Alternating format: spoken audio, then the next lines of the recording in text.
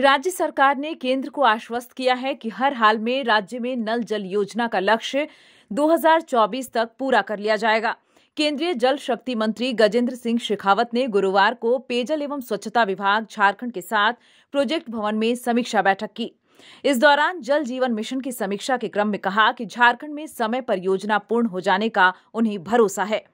शेखावत ने बैठक के दौरान यह भी कहा कि राज्य सरकार ने भरोसा दिलाया है कि मार्च 2024 तक इस योजना का 100% लक्ष्य हर हाल में पूरा कर लिया जाएगा। उन्होंने कहा कि झारखंड में जल जीवन मिशन के तहत अब तक करीब 30% काम पूरा हो पाया है। उम्मीद की जानी चाहिए कि मार्च 2024 तक इस योजना में तेजी लाते समय पर बाकी 70% काम पूरा कर लिया जाएगा।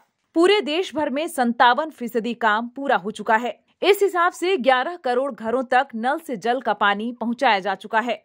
आने वाले दिनों में झारखंड ही नहीं बल्कि पूरे देश में गांव-गांव में लोग नल से जल का इस्तेमाल कर सकेंगे। मैं माननीय प्रधानमंत्री जी के द्वारा जल जीवन मिशन की घोषणा के उपरांत 16-17% जहां घरों तक पीने का पानी पहुंचता था, आज लगभग 57% के आंकड़े को हम पार कर चुके हैं। यदि मैं एब्सोल्यूट नंबर्स में बात करूं तो 3 करोड़ 23 लाख घरों तक जो पानी पहुंचता था 19 करोड़ घरों में से, अब वो आंकड़ा लगभग 11 करोड़ को छूने वाला है। देश में निश्चित रूप से प्रगति हुई है। झारखंड राज्य में भी, क्योंकि राज्य की भौगोलिक परिस्थितियां और शुरुआती जो संकट थे, चुनौतियां थी, उनको पार करके अब काम की गति बढ़ी है।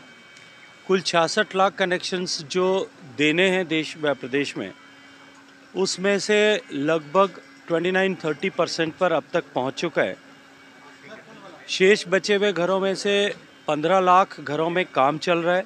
2 लाख घरों का टेंडर अवार्ड हो गया है और बचे हुए 15 लाख का टेंडर अवार्ड करने की प्रक्रिया में हमने अभी विस्तार से एक-एक विषय की समीक्षा की है कि किस तरह से हम इस काम को गति पर प्रदान कर सकते हैं ताकि झारखंड राज्य इसमें प्रगति करके और जो है देश के बराबर या देश के अन्य आगे प्रगतिशील राज्यों के बराबर आ सके। देखिए, निश्चित रूप से लक्ष्य यही है कि हम मार्च 2024 तक पूरा करें। जिस तरह से माननीय मुख्यमंत्री जी, माननीय मंत्री जी और अधिकारियों के साथ में चर्चा हुई है और जो भरोसा और विश्वास दिलाया गया है, मुझे लगता है कि हम इस लक्ष्य को लगभग प्राप्त कर पाएंगे।